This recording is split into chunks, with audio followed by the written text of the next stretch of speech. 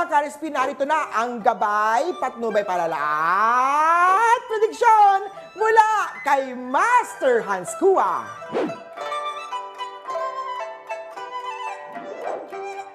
Sa mga pinanganak ng Year of the Rata, may isang tao na hindi maaalis sa iyong memories or alaala.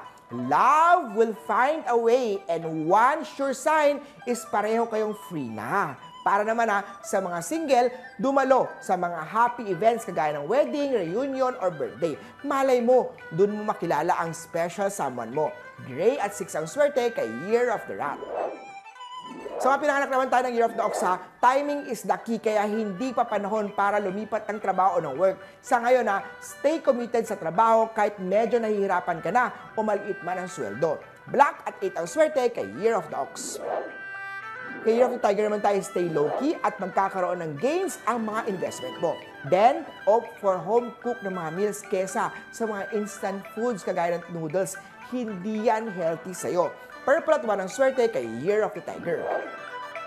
Sa mga rabbit naman tayo, hindi pagsisisihan ang mga new skills na pinag-aralan mo. Mailalagay ka sa spotlight dahil ikaw lang ang may skills na kailangan para may sagawa ang trabaho.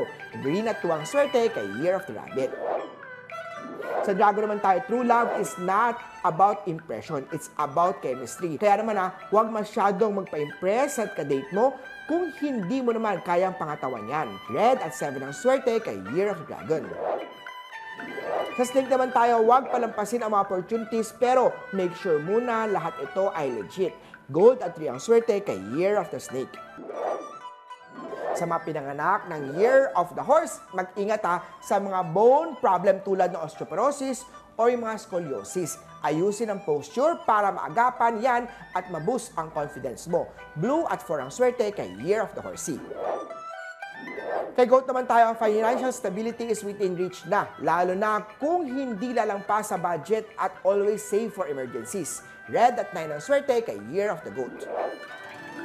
Sa Monkey naman, kikiligin ang mga ever hopeful sa bagong love interest. Best na huwag magpa-obvious para hindi mukhang desperado. Kung in a relationship ka naman, may mabubuong selo sa pagsasamahan nyo. Purple at 5 ang swerte kay Year of the Monkey. Rooster naman tayo, mag-ingat sa mga health issue na wala sa mga plano. Ito ay patulad ng mga pagbubuntis, mga minor accident o biglaang pagkakasakit. Orange at 2 ang swerte kay Year of the Rooster. Dog naman tayo, kailangan mag-isip-isip ng bagong gimmick para maengganyo ang mga customer mo o mga aplikante nyo. Dahil ito ay marami kang kumukompetensya o competition sa negosyo o trabaho. Brown at 4 ang swerte kay Year of the Doggy. At si Year of the Piggy naman tayo, magkaroon ng time para makapagluto ng healthy, masustansyang pagkain. Magtipid sa mga ibang bagay. Huwag lang tinitipid ang kalusugan. Red at 1 ang swerte kay Year of the Piggy. Muli po, ito po yung mga gabay, patnubay palalaat, prediksyon lamang ni Master Hans Kua.